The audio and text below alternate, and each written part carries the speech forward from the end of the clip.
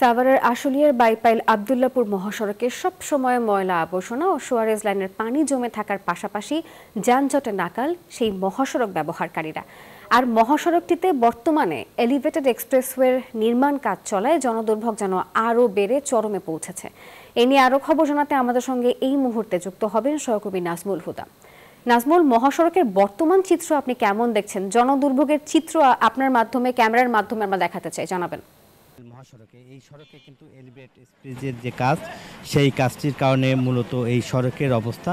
আমরা যদি একটু দেখাই যে এই সড়কের যে বেহাল অবস্থা, সেই সড়কটি কিন্তু খুবই গুরুত্বপূর্ণ একটি সড়ক এবং সামনে ঈদ, এই ঈদকে সামনে রেখে কিন্তু এই সড়কের যে প্রস্তুতি সেটা কিন্তু হাইওয়ে এবং হাইওয়ে পুলিশ এবং রোডস অ্যান্ড হাইওয়ে তারাও কিন্তু আসলে মূলত কাজ করে যাচ্ছে এবং কুরবানির ঈদকে সামনে রেখে সড়কে যাতে যানজট সৃষ্টি না হয়, যেহেতু এই সড়কটি আব্দুল্লাপুর থেকে বাইপেল হয়ে শ্রীপুর পর্যন্ত অর্থাৎ ইপিজেড পর্যন্ত যে এলিভেট এক্সপ্রেসের যে কাজ, সেই এলিভেট এক্সপ্রেসের কাজ কিন্তু এখন হওয়ার কারণে আসলে দীর্ঘ এই সড়কটি এমনিতেই আসলে খানাখন্দে এবং এই বান্ডেল থাকলে প্রতি সেনমানিতে টাকা বাঁচবে।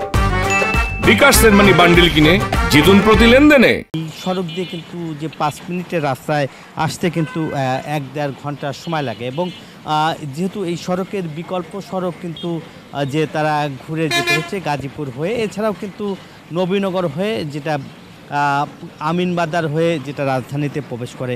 কিন্তু এই সড়কের যে অবস্থা, সেই সড়কের অবস্থা কিন্তু যে অল্প যে রাস্তায় অবশ্য ড্রেন না থাকায় একটু বৃষ্টি হলেই কিন্তু এই সড়কে হাঁটু সমান পানি হয়ে যায়, যার ফলে এই সড়কটি কিন্তু খানাখন্দ একদিকে, অন্যদিকে আসলে যান চলাচল বন্ধ হয়ে যায়। যেহেতু এলিভেট এক্সপ্রেসের যে কাজ, সেই কাজটি আসলে হচ্ছে, যার ফলে মূলত ওই সড়কের যে বেহাল অবস্থা সেটা কিন্তু আসলে চলছে এবং এই সড়কে যেসব গুরুত্বপূর্ণ এবং যেহেতু ইন্ডাস্ট্রিয়াল এলাকা, এই সড়কে কিন্তু আপনার যে পণ্যবাহী যেসব ট্রাক রয়েছে সেগুলোও কিন্তু বিকল্প রাস্তা হয়ে যেতে হচ্ছে এই খানাখন্দ এবং ভাঙার কারণে। এই ছিল আমার কাছে ঢাকা, টাঙ্গাইল এবং আব্দুল্লাপুর বাইপেল মহাসড়কের সর্বশেষ খবর। ফিরে যাচ্ছি স্টুডিওতে।